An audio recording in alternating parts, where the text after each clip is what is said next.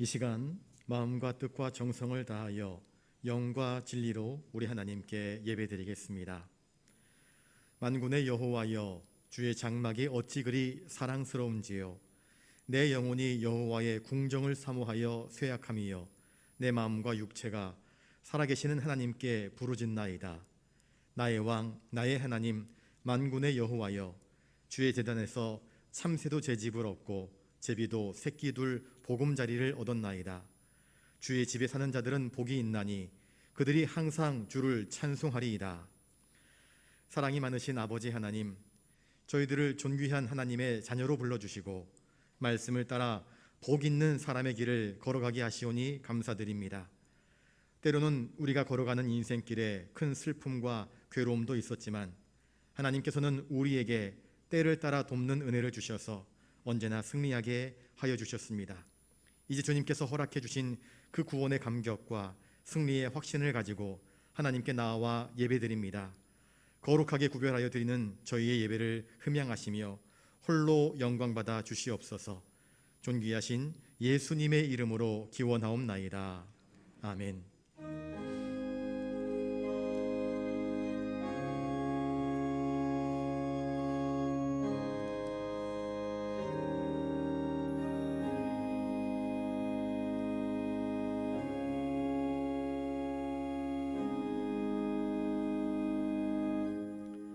교동문 74번입니다. 심령이 가난한 자는 복이 있나니, 애통하는 자는 복이 있나니,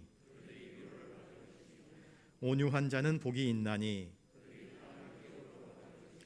의에 줄이고 목마른 자는 복이 있나니, 긍휼히 여기는 자는 복이 있나니, 마음이 청결한 자는 복이 있나니, 화평하게 하는 자는 복이 있나니, 의를 위하여 박해를 받은 자는 복이 있나니,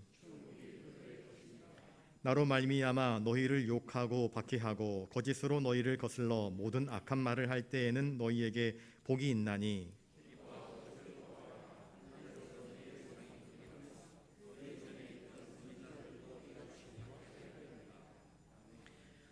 세상 모든 나라를 공의로 다스리시며 살아 숨쉬는 모든 인생을 섭리하시는 아버지 하나님, 지난 한 주간 하나님의 말씀과 뜻을 저버리고 완악한 마음으로 죄악 중에 살았던 저희들을 용서하여 주시옵소서. 저희들은 요나처럼 하나님께서 주신 전도의 사명을 버리고 엉뚱한 길로 가려고 했습니다. 고멜처럼 음란한 마음에 사로잡혀 주님께서 주신 삶의 터전을 버리고 정욕의 길을 가려고 했습니다. 집을 나간 탕자처럼 하나님의 품을 떠나 허랑방탕하며 소중한 믿음의 유업을 허비하며 지냈습니다. 그 결과 우리의 삶에 오늘과 같은 큰 고통이 찾아왔으나 저희들은 아직도 우리의 완악한 마음을 온전히 버리지 못하고 하나님께 돌아와 회개하기를 미루고만 있었습니다. 저희들의 의지와 결심만을 가지고는 감히 주님께 나아가지 못하고 있사오니 자비로우신 주님, 친히 우리에게 찾아오셔서 우리를 끌어안아 주시고 우리의 허물과 죄를 용서하여 주시옵소서. 십자가 위에서 우리의 죄를 대신 지신 우리의 유일한 중보자 존귀하신 예수님의 이름으로 이 고백의 기도를 드리옵나이다. 아멘. 이제 하나님과 나만이 알고 있는 죄를 놓고 잠잠히 참회하는 기도를 계속 드리겠습니다.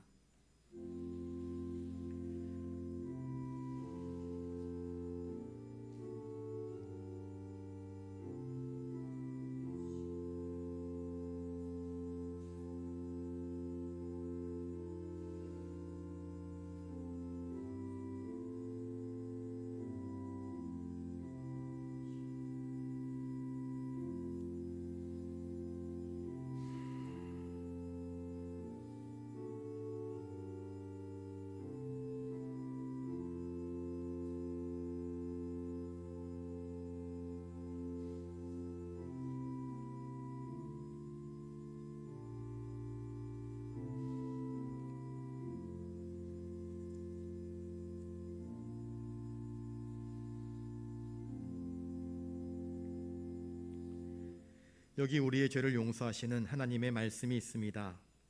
내가 높고 거룩한 곳에 있으며 또한 통회하고 마음이 겸손한 자와 함께 있나니 이는 겸손한 자의 영을 소생시키며 통회하는 자의 마음을 소생시키려 함이니라. 아멘. 이제 사도신경으로 우리의 신앙을 고백하오니 나는 전능하신 아버지 하나님 천지의 창조주를 믿습니다. 나는 그의 유일하신 아들 우리 주 예수 그리스도를 믿습니다. 그는 성령으로 잉태되어 동정녀 마리아에게서 나시고 본디오 빌라도에게 고난을 받아 십자가에 못 박혀 죽으시고 장사된 지 사흘 만에 죽은 자 가운데서 다시 살아나셨으며 하늘에 오르시어 전능하신 아버지 하나님 우편에 앉아 계시다가 거기로부터 살아있는 자와 죽은 자를 심판하러 오십니다. 나는 성령을 믿으며 거룩한 공교회와 성도의 교제와 죄를 용서받는 것과 몸의 부활과 영생을 믿습니다. 아멘.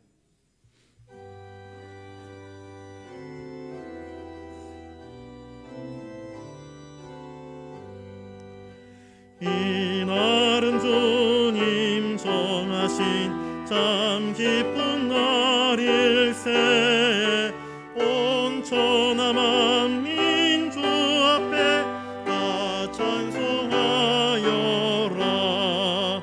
주 오늘 부활하시고 사망을 이겼네. 구주를 믿는 성도들 그 복음 전하세. 만왕의 왕인 예수께 호산나 부르세. 이날에 주가 오셔서 다 구원하시리. 큰 권능 가진 구세주 살 길을 주려고 온 세상 만민 가운데 주 함께 계시네. 이날에 모인 성도들 호산나 부르세.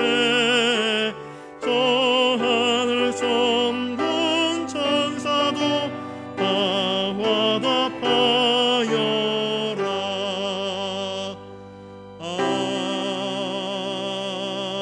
아멘.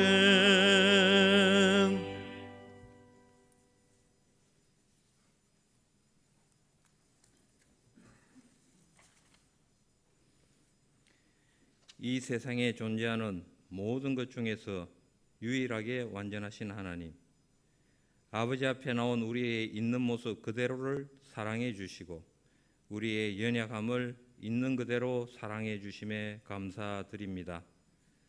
아버지께 토로하는 우리의 마음을 하나하나 헤아려 주시고 우리의 그 아픈 마음을 아버지의 손으로 어루만져 주시고 품어주심에 감사와 찬양을 드립니다.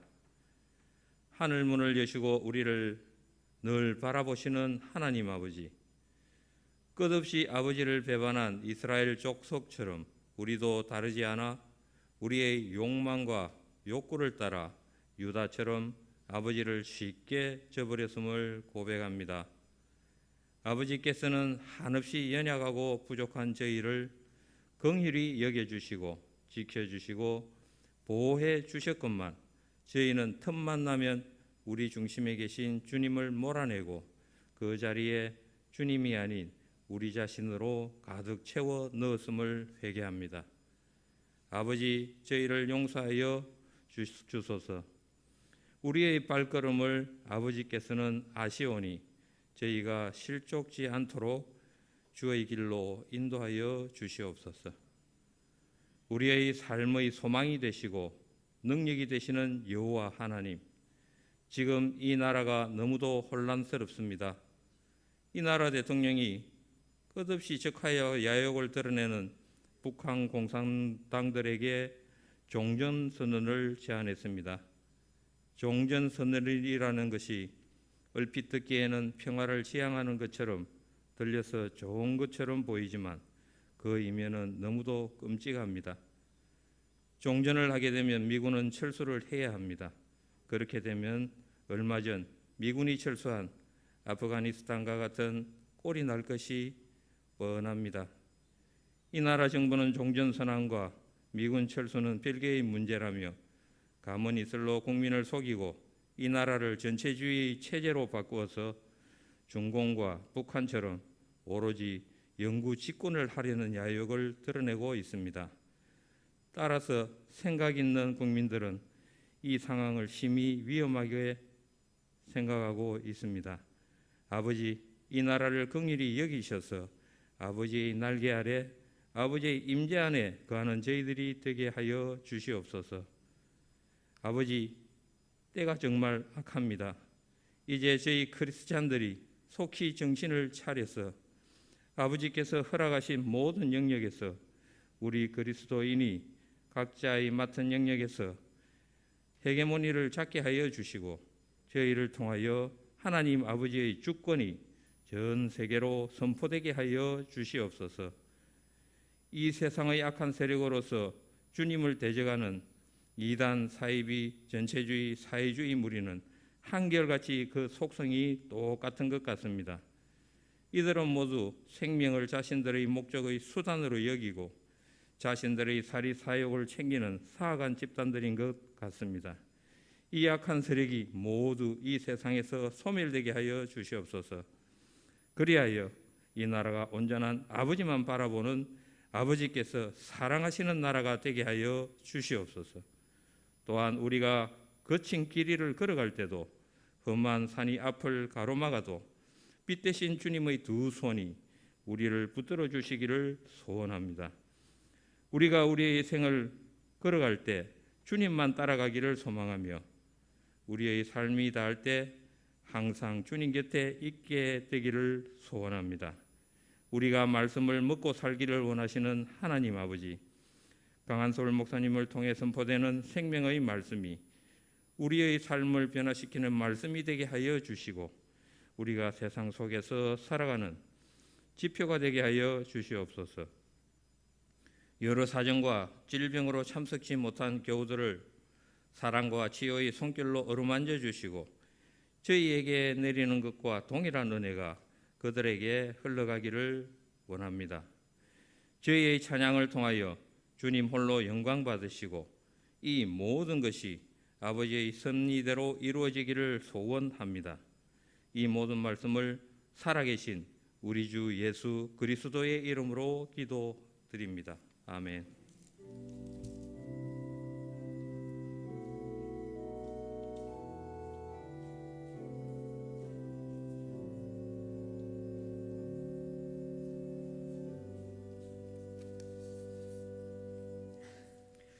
이 시간 하나님께서 우리에게 주시는 말씀은 신약 성경 마태복음 10장 11절부터 15절까지 말씀입니다. 신약 13면에 있습니다. 제가 말씀을 받들어 읽을 때에 하나님의 귀한 음성을 들으실 수 있기 바랍니다. 어떤 성이나 마을에 들어가든지 그 중에 합당한 자를 찾아내어 거기서 떠나기까지 거기서 머물라. 또 그 집에 들어가면서 평안하기를 빌라. 그 집이 이에 합당하면 너희 빈 평안이 거기 임할 것이요 만일 합당하지 아니하면 그 평안이 너희에게 돌아올 것이니라. 누구든지 너희를 영접하지도 아니하고 너희 말을 듣지도 아니하거든 그 집이나 성에서 나가 너희 발의 먼지를 떨어버리라. 내가 진실로 너희에게 이르노니 심판날에 소돔과 고모라 땅이 그 성보다 견디기 쉬우리라. 아멘.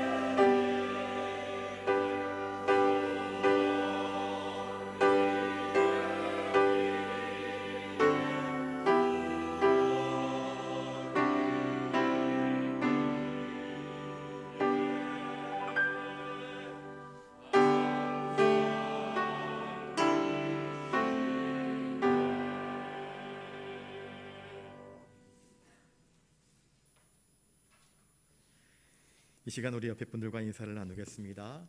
화평케 하는 삶을 삽시다. 그리스도인들은 화평케 하는 사명을 맡은 자들입니다. 그러니 이 복음의 정신, 화평케 하는 정신을 가지고 이웃 사람들에게 화평을 선포하며 샬롬의 사람들로 살아가는 은혜가 있기를 주님의 이름으로 축복합니다. 이 시간 우리 마태복음 10장 11절 말씀을 한번 읽어보겠습니다. 11절입니다. 시작.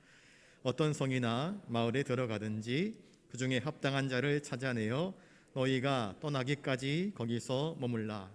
오늘 이 본문은 누가 누구에게 하는 말씀입니까? 마태복음 10장 1절부터 주님은 제자들에게 말씀하십니다. 12명의 제자들을 택하셔서 주님 부르셨습니다. 그리고 그들에게 사명을 주십니다. 제자의 사명, 복음 전파자, 곧 전도자의 사명을 주십니다. 아무에게나 가지 말고 이방인의 길로 가지 말고 사마리아인의 고을로 들어가지 말고 이스라엘 집에 잃어버린 양들에게 찾아가라. 그리고 가서 그들에게 복음을 증거하라. 회개하라. 천국이 가까이 왔느니라. 선포하라. 그렇게 말씀하여 주셨습니다. 하나님의 사역을 감당하는 주님의 일꾼들은 산속으로 피하여서 운동 생활하지 않습니다.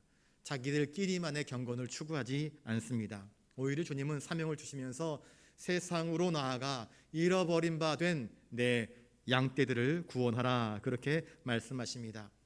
교회의 사명은 영혼 구원에 있는 것입니다. 어떤 사람들은 부자들에게는 복음 전파해봐야 소용없습니다. 돈 많은 사람들이요 예수 안 믿습니다. 돈이 최고인 줄 압니다. 주님도 말씀하십니다. 부자가 천국에 들어가기가 약대가 낙타 바늘을 통과하는 것보다 어렵다. 그렇게 말씀하십니다. 부자들은 돈을 더 좋아합니다. 돈을 더 의지합니다. 하나님보다 돈이 더 좋습니다. 그러나 그렇지 않은 부자도 있습니다. 경건한 부자도 있습니다. 그러니 복음은 부자들에게도 선포되어야 합니다. 가난한 나라에서 가난한 사람들에게 복음을 증거하는 선교사님들 가운데에 그런 푸념을 제가 들은 적이 있습니다. 정말 사랑으로 섬김으로 그들의 가난과 질병들을 고쳐주었더니 이 사람들이 선교사만 오면 돈이 나오는 줄 알고 선교사를 돈주머니처럼 여기는 사람들이 있습니다. 선교사님 따라다니면 뭔가 나오니까 떡고물이 떨어지니까 와서 무언가를 얻어내려고 합니다. 얻어내는 것이 없으면 일을 도와주지 않고 봐주지 않는 그런 사람들을 보면서 가슴이 답답하다 하시는 선교사님들의 이야기를 들은 적이 있습니다. 그러면 가난한 사람들에게 복음을 증거하지 말아야 됩니까? 결코 그렇지 않습니다.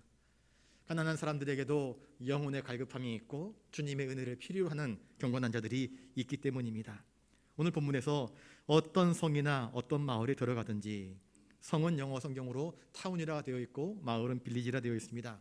타운은 부자 사람들이 사는 곳이고 빌리지는 가난한 사람들이 사는 곳이라 그렇게 이야기를 할 수 있을 것 같습니다. 그런데 주님은 어떤 성, 어떤 도시에 들어가든지 어떤 시골, 어떤 촌구석에 들어가든지 가서 너희들이 해야 할 사명은 빈부를 따지지 말고 돈이 많다고 돈이 적다고 그런 거 따지지 말고 가서 너희들이 해야 할 사명은 복음을 전하는 것이라 그렇게 말씀을 해주고 있습니다.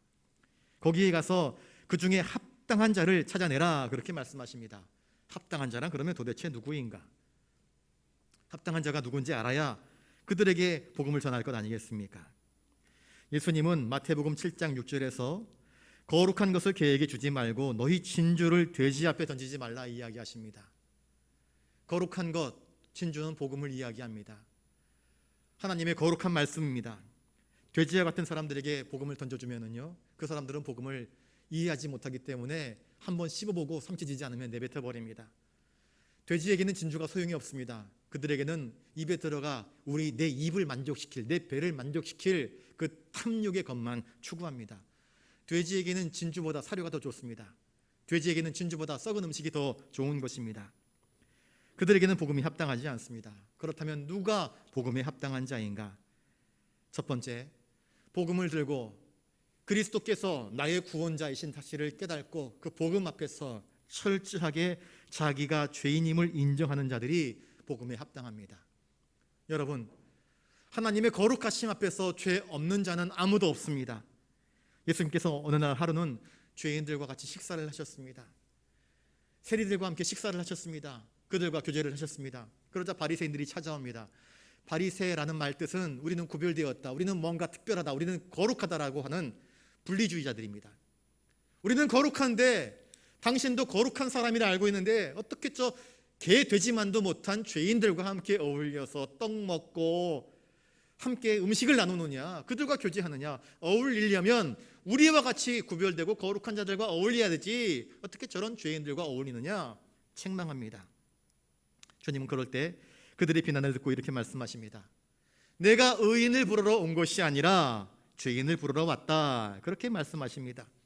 주님이 이 땅에 오신 목적을 분명히 선포하시는 것입니다. 주님은 죄인들을 구원하시기 위해 이 세상에 오셨습니다.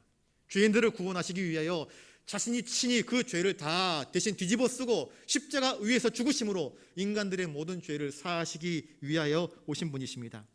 그런데 나는 죄 없다, 나는 깨끗하다, 나는 순전하다 하는 사람은 주님을 필요로 하지 않는 사람들입니다. 주님은 우리의 죄를 사하시기 위해서 오셨는데 나는 죄 없다 하니 주님이 필요 없는 자 아니겠습니까? 그것은 영적으로 교만한 사람들입니다. 흠 없는 사람 누가 있겠습니까? 죄 없는 사람 누가 있겠습니까? 우리는 모두 다 주님의 은혜를 필요로 하는 사람들입니다. 그런데 바리새인들 같은 나는 죄 없다는 사람은 주님이 오셔도 영접하지 않습니다. 오히려 책망합니다. 병든 자들, 죄 지은 자들을 고쳐주시는 주님의 그 선함과 공유를 이해하지 못하는 것입니다. 그리고 정죄하고 있는 것입니다. 이런 자들은 복음에 합당한 사람들이 아닙니다. 두 번째, 누가 복음에 합당한가? 주님만이 나를 죄에서 구원해 주실 수 있는 구세주라는 사실을 믿는 사람들, 이들이 복음에 합당합니다. 믿지 않는 자들을 아무리 복음을 이해하게 하고 예수 그리스도의 사역과 십자가의 도를 설명해도 그게 나랑 무슨 상관이야? 나 바빠, 그것 말고도 세상에 할 일 얼마나 많이 있는데 하며 복음을 거들떠도 보지 않는 사람들은 복음에 합당한 사람이 아닙니다. 그러니 많은 사람들 중에 그 성이나 마을에 들어가서 주님의 복음을 선포해보면 알지 않습니까? 반응들이 나오지 않습니까? 그 중에서 그 말씀을 잘 들으려 하는 사람들을 너희들이 찾아내라, 그렇게 말씀을 하고 있습니다. 여러분, 복음은 아무에게나 선포되는 것이 아닙니다. 주님은 모든 사람이 구원받기를 원하시지만, 그래서 많은 사람들에게 우리가 복음을 전해야 하지만, 사실 복음을 전하다 보면 그것을 받아들이는 사람들보다 받아들이지 않고 무시하고 조롱하고 또 경멸하게 여기는 사람들이 얼마나 많이 있습니까? 그러니 복음을 전하는 것은 마치 광산에 들어가서 금맥을 키워서 금을 캐는 것과 같은 것입니다. 광산에 금맥이 있다고 하여서 그게 다 금입니까? 많은 이물질들이, 많은 흙덩어리들이, 많은 철분들이 섞여 있습니다.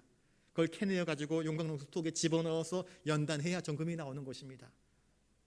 정금을 찾는 것처럼 이렇게 복음의 눈이 뜨여져 있는, 복음을 열렬히 사모하는, 하나님의 음성을 듣기를 사모하는 그 합당한 자를 찾아내는 것은 보통 어려운 일이 아닙니다. 그러나 그럼에도 불구하고 그들을 찾아내어서 복음의 말씀을 선포하고 진리로 그들을 양육하여서 하나님의 사람으로 삼는 것이 전도자의 사명이며 목적인 것을 이야기해 주고 있습니다. 어떤 종교는 칼이냐 혹은 우리가 전하는 우리의 신앙이냐, 너 살래 죽을래 이야기합니다. 우리가 전하는 신앙을 받아들이지 않으면 내 목을 취하겠다 이야기합니다. 여러분, 신앙이라고 하는 것은 절대로 강제적이며 강압적인 것이 아닙니다. 그것은 설득력이 없습니다. 그것은 짓눌러버리는 것입니다. 그러나 신앙은 그렇지 않습니다. 복음은 사랑으로 스며드는 것입니다. 은혜로 스며드는 것입니다. 진리로 말씀하는 것이기 때문입니다. 아무리 악한 시기, 악한 때, 악한 장소에서도 복음의 알곡같이 예비되어진 심령들이 있습니다. 누가 예비되어진 심령인지 우리는 알 수 없습니다. 그러니 찾아내라, 합당한 자를 찾아내라, 주님은 제자들에게 말씀하십니다. 주님께서 제자들을 택하실 때에도 수많은 사람들이 있었지만 예루살렘에 가보면 똑똑한 사람, 경력 많은 사람, 높은 지위에 있는 사람, 부자인 사람, 권세 있는 사람 많았습니다. 그런데 주님은 그 많은 사람들 중에서 합당한 자를 기도하면서 찾아내어 그들을 제자로 세우신 것처럼 너희들도 합당한 사람을 찾아내어 하나님을 진정으로 경외하는 자를 찾아내어 그들에게 주의 진리를 전하라 말씀하고 계십니다. 그리고 그들을 찾아내면 너희가 떠나기까지 거기서 머물라. 합당한 자의 집에 들어가서 그들과 함께 머물러라. 자, 전도자들은 무엇을 위한 사람인가? 목사, 선교사, 전도자, 우리 그리스도인들 다 똑같이 적용되는 것입니다. 우리는 대접받기 위해서 온 사람이 아닙니다. 주님은 대접받기 위해서 온 것이 아니라 너희들을 섬기러 왔다, 그렇게 말씀하십니다. 오히려 내 목숨을 많은 사람들을 구원하기 위한 대속물로 주시기 위해서 왔다 말씀하십니다. 주님이 제자들을 파송하십니다. 가서 내 이름으로 대접받아라, 이게 아닙니다. 좋은 호텔, 특급 호텔, 좋은 차, 그래서 좋은 음식 얻어먹으면서 하나님 말씀은 거룩한 말씀, 귀한 말씀이기 때문에, 보석과도 같은 말씀이기 때문에 그거에 합당한 대접을 받아라, 이게 아니었습니다. 복음에 합당한 사람, 그 말씀을 듣기 위해 준비되어 있는 사람에게 찾아가서 그가 가난하든 그가 부하든 형편을 따지지 말고 그들에게 찾아가서 복음을 증거하는 것이 전도자들의 사명입니다. 그들을 일꾼으로 세우는 것이 전도자의 사명입니다. 그러니 전도자란 하나님의 나라 건설을 위한 하나님의 일꾼들입니다. 대접받기 위해서 하는 것이 아닙니다. 섬기기 위해서 가는 것이라 그렇게 말씀하고 있습니다. 우리 12절 말씀을 같이 한번 읽어보겠습니다. 12절입니다. 시작. 또 그 집에 들어가면서 평안하기를 빌라. 전도자들이 합당하다고 생각한 집에 들어가면서 해야 할 일이 무엇인가? 평안을 빌라, 이렇게 말씀하십니다. 헬라어로 에이레네, 평화, 평강. 이스라엘 사람들은 서로 만나면 샬롬하고 인사를 합니다. 평강이라는 뜻입니다. 같은 내용입니다. 여러분, 샬롬, 평강이란 무엇일까요? 사람과 사람 사이에 서로 유무상통함, 막힌 담이 없이 기뻐하고 즐거워하고 내 마음이 네 마음이 되고 네 마음이 내 마음 되는 것, 이신전심, 이게 평강입니다. 자, 그러면 하나님과 사람 사이의 평강이란 무엇입니까? 하나님과 사람 사이에 죄의 문제가 해결되어서 하나님이 우리를 기뻐하시고 언제든지 우리가 하나님께 가까이 나아가 하나님과 교제하며 하나님의 뜻을 구하며 하나님의 은혜를 듬뿍 받으며 하나님의 축복 속에 거하는 것이 평강입니다. 그런데 그 첫 평강을 깨뜨리는 것이 있습니다. 무엇입니까? 인간의 죄입니다. 죄란 무엇입니까? 다양한 모습으로 나타납니다. 미워하는 것, 여러분, 사람과 사람 사이에 미워함이 있으면 평강이 있습니까? 없습니다. 부부 사이에도요, 미움이 있으면 평강이 깨져버립니다. 서로 사랑한다고, 목숨 걸고 사랑한다고 맹세했지만 미움이 있고 시기가 있고 실투가 있으면 그 평강의 관계가 깨져버리는 것입니다. 죄가 바로 평강을 깨뜨리는 주범입니다. 주님은 우리가 평강을 누리기를 원하십니다. 또한 주님은 제자들에게 이 평강의 복음을 전하라 말씀하십니다. 거듭 말씀드립니다. 평강의 상태란 무엇인가? 하나님과 인간 사이에 막혀있는 그 죄의 문제가 해결된 상태입니다. 너희에게 평강이 있을지어다. 집에 들어가면서 하나님, 이 가문 안에, 이 집 안에 주님의 평강이 임하기를 원합니다. 기도하라 말씀하십니다.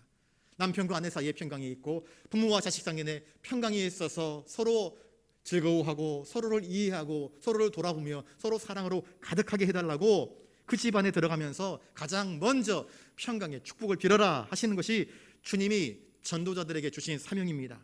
그러면 우리 그리스도인들은 평강을 축복하는 사람들이 되어야 합니다. 어디 가서 시비 걸고 싸우고 네가 더 높냐 내가 더 높냐, 이런 사람이 되어서는 안 되는 것입니다.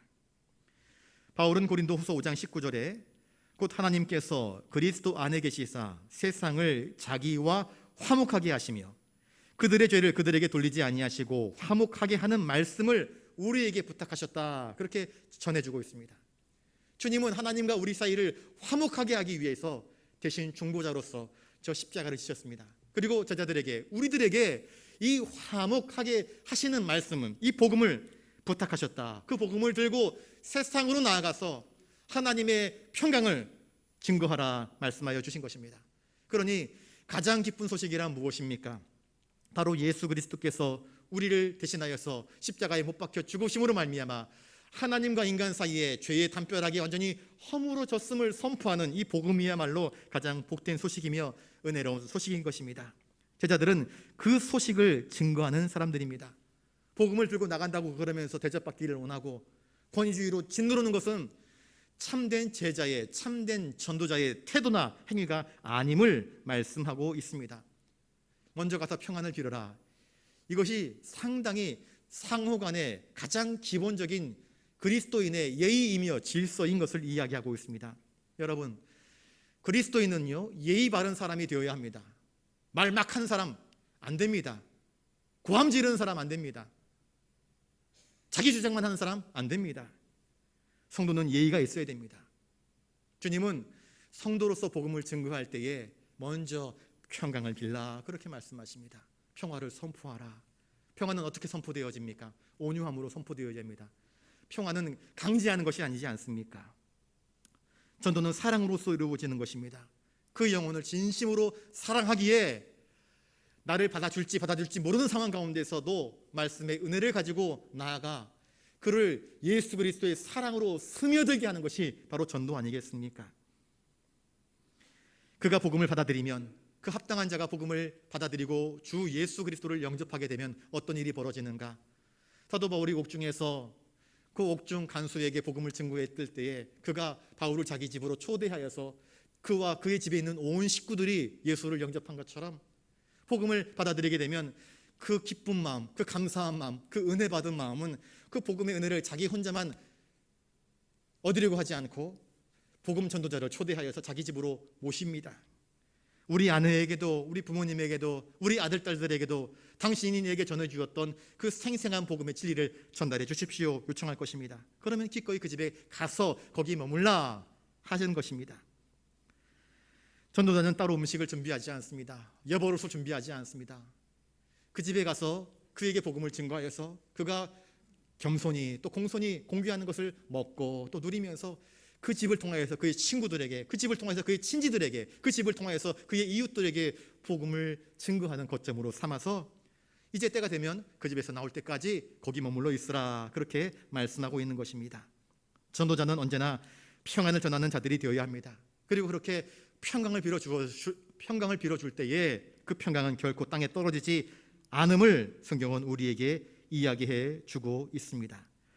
아까 우리 교동문에서 읽었던 것처럼 마태복음 5장 9절에 화평하게 하는 자는 복이 있나니 그들이 하나님의 아들이라 일컬음을 받을 것이며 말씀합니다. 하나님과 화평하게 하는 그 복음을 증거할 때에 예수를 영접하고 받아들인 그 사람은 하나님과의 화평을 누리게 됩니다. 감사하게 되고 기뻐하게 되고 영혼의 기쁨으로 어쩔 줄 몰라 하는 큰 감격에 빠지게 되는 것입니다. 그리고 그 은혜를 가족들에게 나누고 친구들에게 나누고 또 이웃들에게 나눌 때에 거기에 큰 기쁨이 있지 않겠습니까? 그런데 이 복음 전도자가 증거하는 복음을 받아들이지 않는 자들도 있습니다. 13절을 같이 한번 읽어보겠습니다. 13절 시작. 그 집이 이에 합당하면 너희 빈 평안이 거기 임할 것이요 만일 합당하지 아니하면 그 평안이 너희에게 돌아올 것이니라. 전도자들이 합당한 집에 찾아가서 평안하기를 비는 것을 주저하지 말아야 할 이유가 무엇입니까? 그 집이 합당하면 전도자가 빌어준 대로 평강이, 하나님께서 주시는 평강과 은혜가, 복이 그 가정 가운데 가득 채워지는 것을 보게 될 것입니다. 죄로 인하여서 상심하고 하루하루를 살지만 낙심하고 절망했던 사람이 주 예수 그리스도의 은혜의 복음을 받아들이고 그 얼굴이 환해지고 감사로 충만해지면 그 미소를 보게 될 때에 전도자는 의미가 생기는 것입니다. 기쁨이 생기는 것입니다. 함께 기뻐하고 함께 즐거움이 발생하지 않겠습니까? 노아의 방중에서 노아가 비둘기를 밖으로 내보냅니다. 물이 다 줄어드는지 확인하기 위해서. 그런데 비둘기가 어떻게 합니까? 물이 감하지 않고 여전히 땅이 젖어 있으니까 거할 바를 찾지 못하니까 다시 방주로 돌아옵니다. 마찬가지입니다. 우리가 그 집을 위해서 평안을 빌 때에 그 평강이 그 가운데 머물 것입니다. 그런데 그 평강이 비둘기처럼 머물 곳을 찾지 못하게 되면 그 평강이 다시 평강을 빈 사람들에게 돌아온다 말씀하고 있습니다. 그러니 걱정하지 말고 두려워하지 말고 담대하게 우리가 만나는 사람들에게 평강의 복을 빌어주는 사람이 되어야 하는 것입니다. 그러니 그리스도인은 평강을 추구하는 사람, 화목하게 하는 사람인 것을 성경이 우리에게 말씀해 주고 있습니다. 14절을 또 한번 읽어보겠습니다. 시작. 누구든지 너희를 영접하지도 아니하고 너희 말을 듣지도 아니하거든 그 집이나 성에서 나가 너희 발에 먼지를 떨어버리라. 주님은 12제자를 부르시면서 그들에게 더러운 귀신들을 쫓아내고 모든 병과 약한 것을 고치는 권능을 함께 주셨습니다. 그리고 주의 복음의 사명을 감당하라 말씀하셨습니다. 제자들은 처음 보는 곳, 알지도 못하는 성이나 시골로 들어가야 했습니다. 그곳에 가서 누가 합당한가 말씀을 증거하면서 반응들을 보면서 합당한 자를 찾아내어서 그 집에 들어가야 했습니다. 그런데 복음을 증거하다가 어떤 사람은 다른 의도로, 바론 유다처럼 다른 의도로 주님의 제자들을 영접하기도 합니다. 다른 목적이 있는 것입니다. 그런데 오늘 본문에 무엇이라 말씀합니까? 누구든지 너희를 영접하지도 아니하고 너희 말을 듣지도 않거든. 사도 바울은 고린도전서 1장 18절에 십자가의 도가 멸망하는 자들에게는 미련한 것이요 구원을 받는 우리에게는 하나님의 능력이라 그렇게 말씀하고 있습니다. 우리가 복음을 증거할 때에 그 복음의 도를 이해하지 못하는 사람들에게는 그것이 미련한 것처럼 보입니다. 아까도 말씀드렸지요. 개나 돼지는 진주의 가치를 알지 못합니다. 사람이니까 진주의 가치를 알고 사람이니까 금의 가치를 압니다.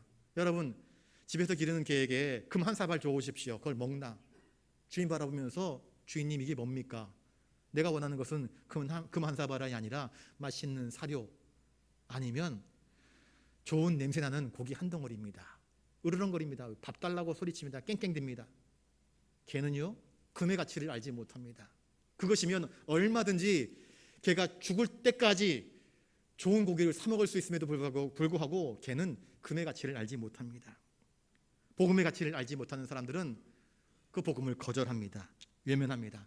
바빠 죽겠는데 무슨 예수 이야기하고 무슨 교회 이야기하고 무슨 구원을 이야기하느냐 하며 내쳐버립니다. 복음이란 무엇입니까? 예수 그리스도에 관련된 모든 말씀입니다. 하나님께서 계획하신 예수 그리스도를 통하여 계획하신 예수 그리스도를 통하여서 십자가에서 이루신 하나님의 용서, 하나님의 죄사함, 하나님의 구원, 우리로 하여금 살아갈 길을 열어주시는 하나님의 은총의 사건인데 세상 일에 빠져있고 나 그것보다 재미난 것들 얼마나 많이 있는데 나 그것보다 지금 바쁜 일이 얼마나 많이 있는데 나 그거 관심 없어 그러면서 복음 전도자들이 그 진심 어린 하소연, 진심 어린 복음 선포를 외면하고 거절하는 자들이 많이 있습니다. 요한복음 1장 11절에 우리 주님께서 자기 땅에 오매 자기 백성이 영접하지 아니하였다 말씀합니다. 안타깝게도 복음이 선포되어지지만 많은 사람들이 이 복음을 듣지 않습니다. 받아들이지 않습니다. 복음의 진가를 알지 못하는 것입니다. 그러나 복음은 믿음을 통해서 전달되는 것입니다. 그리고 이 믿음은 마음과 영혼과 연결되어 있습니다. 복음은 불신자들이 받지 않습니다. 왜 그런가? 그들이 복음을 향해서 마음이 굳게 닫혀져 있기 때문입니다. 복음의 가치를 알지 못하기 때문에 마음을 닫아버립니다. 복음을 받을 줄 모르는 사람은 그 마음이 강팍한 사람입니다. 출애굽기에 모세가 바로에게 나아가서 하나님의 말씀을 선포합니다. 그런데 바로의 마음이 어땠습니까? 강팍합니다. 모세가 기적을 베풉니다. 하수가 피가 되게 하고 개구리가 올라나오고 이가 드글드글 끓고 악질과 독종이 막 펼쳐지는데도 불구하고 바로는 그 마음이 강팍하여서 이 강팍이라고 하는 마음은 돌덩이처럼 단단하게 굳어버린 마음, 대화가 되지 않는 마음입니다. 보면서도 하나님의 기적을 보면서도 그걸 반응하지 않습니다. 받아들이지 않습니다. 받을 줄 모르는 마음, 교만한 마음, 강팍한 마음, 이것은 안타까운 것입니다. 여러분, 복음은 마음을 겸손하게 낮출 때 받아들일 수 있는 것입니다. 저를 따라서 한번 해볼까요? 은혜는 낮은 곳으로 흐른다. 여러분, 사랑은 낮은 곳으로 흐르고 물이 낮은 곳으로 흐르는 것처럼 사랑도 은혜도 낮은 곳으로 흐릅니다. 복도 마찬가지입니다. 낮은 곳이란 무엇입니까? 겸손한 마음입니다. 겸손한 마음을 가지지 아니하면 절대로 은혜 받지 못합니다. 바리새인들 은혜 받지 못합니다. 나 완성된 사람인데, 나 이미 흠잡을 것 없는 사람인데 하니까 은혜가 없습니다.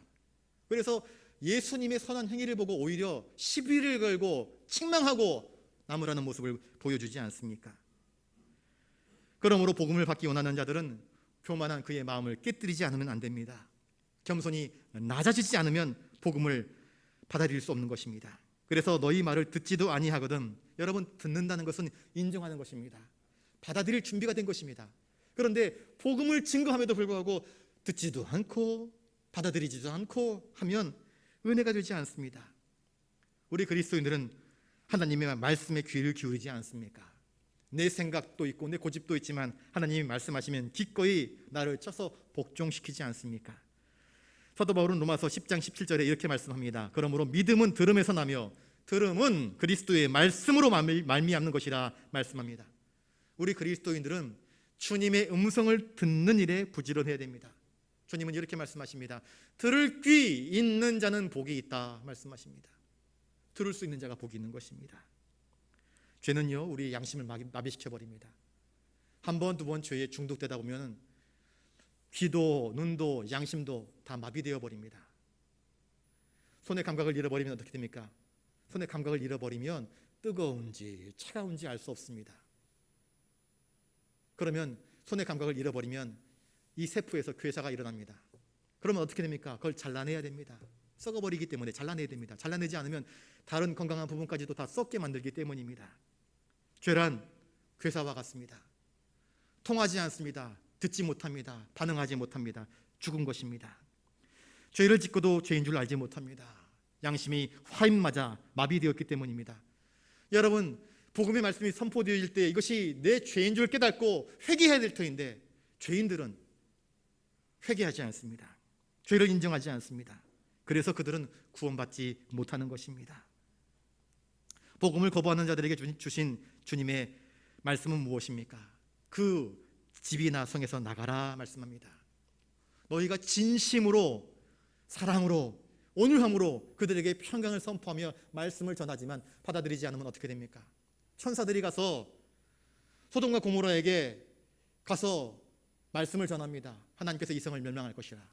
그런데 요나가 니느웨에 가서 복음을 전했을 때는 니느웨 성, 니느웨 왕부터 시작하여서 짐승에 이르기까지 다 회개하여 돌이켰기 때문에 하나님께서 구원을 허락하여 주셨지만 하나님의 천사가 가서 소돔과 고모라에 가서 하나님의 진노를 이야기할 때에 듣지 않습니다. 반응하지 않습니다. 어떻게 됩니까? 천사가 롯과 그의 아내와 두 딸들을 손붙잡고 끌고 나오지 않습니까? 나가라 이야기하고 있습니다. 나가라.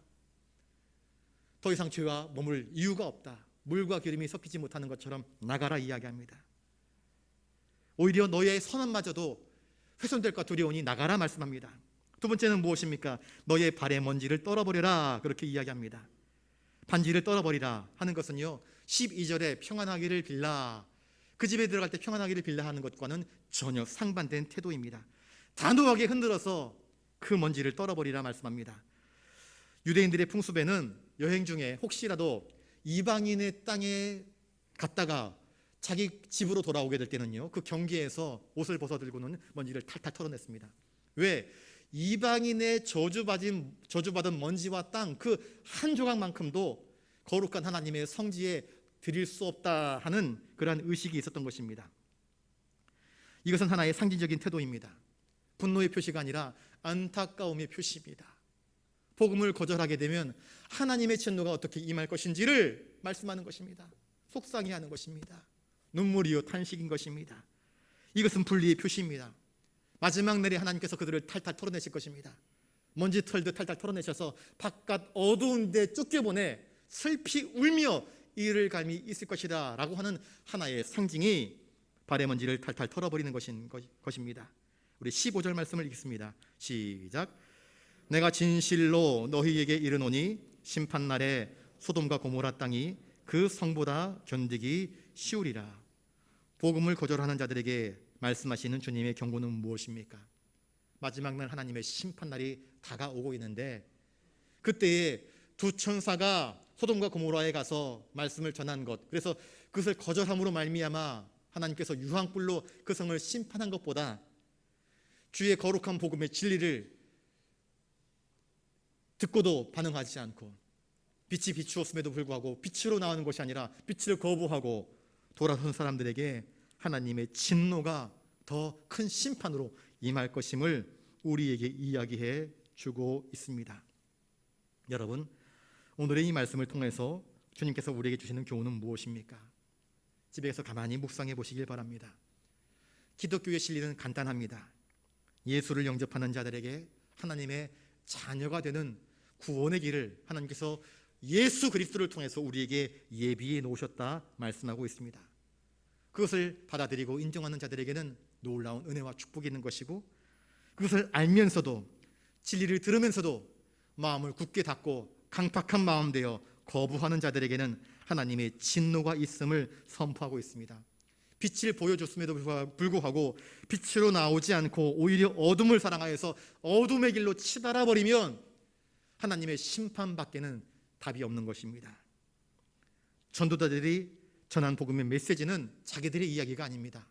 우리 주님이 하신 말씀이요, 그 복음은 하나님께로부터 나오는 것입니다. 그러니 하나님 말씀을 거부하는 자들에게 하나님의 무서운 심판이 있을 수밖에 없음을 말씀하고 있습니다. 말씀을 가름합니다.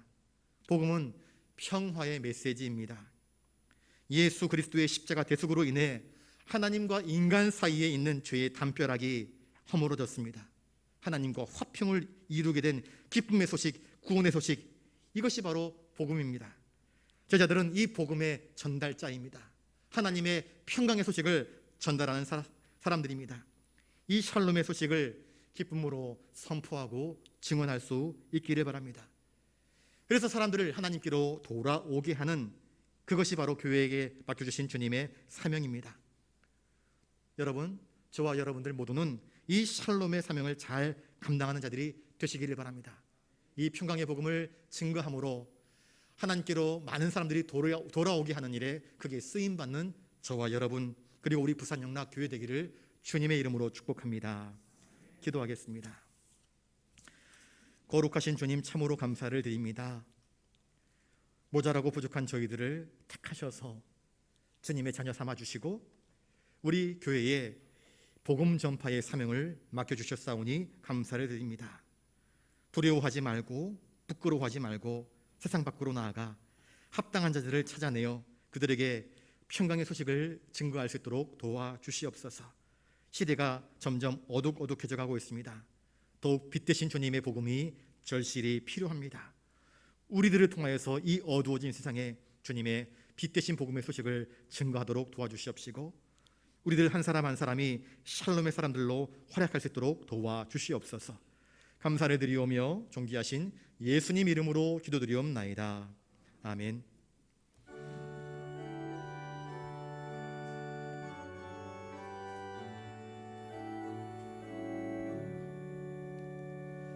내게 있는 모든 것을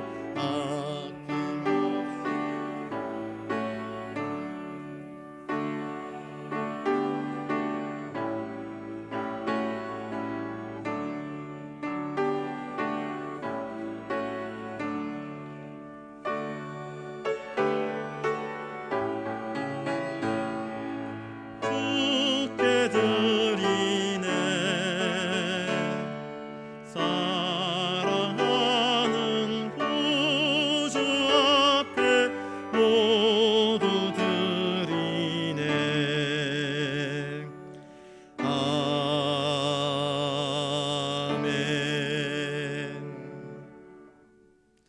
우리를 위해 천지를 창조하시고 우리가 거할 곳, 우리가 누릴 곳, 우리의 모든 바라보는 것들, 경험하는 것들을 창조하시고 예비해 주신 아버지 하나님, 우리의 생명조차도 하나님께서 우리에게 주신 은혜의 선물인 것을 깨닫습니다. 저희들에게 달란트를 주셔서 열심히 삶의 자리에서 일하게 하시고 그 씨 뿌린 대로 아름다운 것들을 거두게 하셔서 이렇게 11주의 예물로 구별하여 하나님께 올려드리게 하시오니 감사를 드립니다. 인생을 살면서 내 뜻대로 내 계획대로 되지 않고 여러 가지 어려운 일들, 고난당하는 일들을 만날 때마다 포기하지 않고 절망하거나 좌절하지 않고 그 길을 이겨내기 위하여서 주님의 도우심을 구하며 기도하였습니다.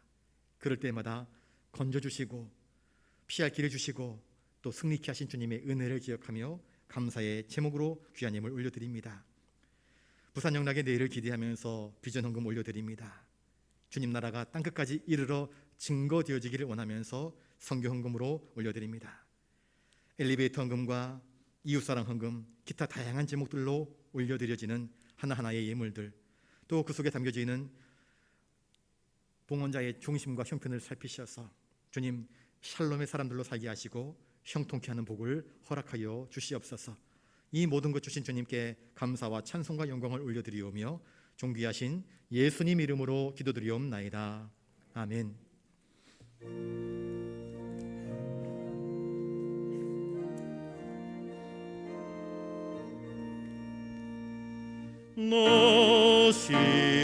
너시오나 이 소식 전파하라. 영광의 주 참 빛이 되신다. 만 백성을 이 밝은 빛에 모아 영원한 구원 주려 하신다. 이 기쁜 소식 곧 전하라.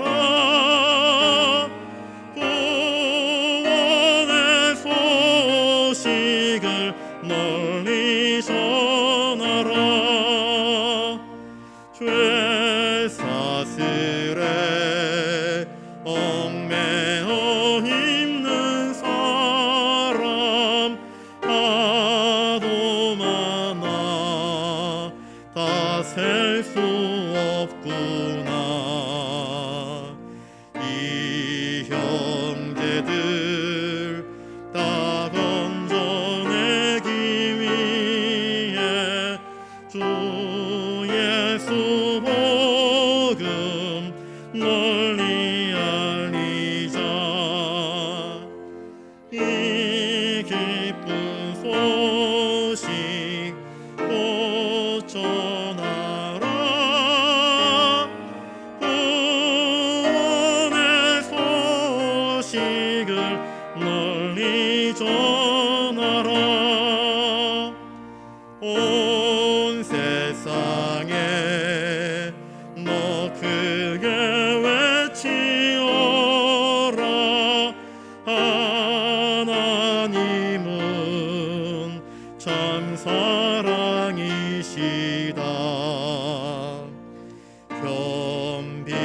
겸비하게 이 땅에 오신 예수 만민의 죄를 담당하셨다.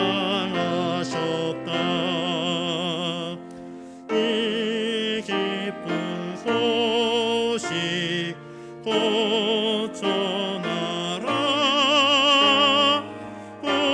구원의 소식을 널리 전하라. 내 자녀도 이 복음 전파하라. 늘 기도와 온 재물 드려서 이 복음을 너 힘써 선포하면 영광의 상을 내가 받으리. 이 기쁜 소식 곧 전하라. 구원의 소식을 널리 전하라.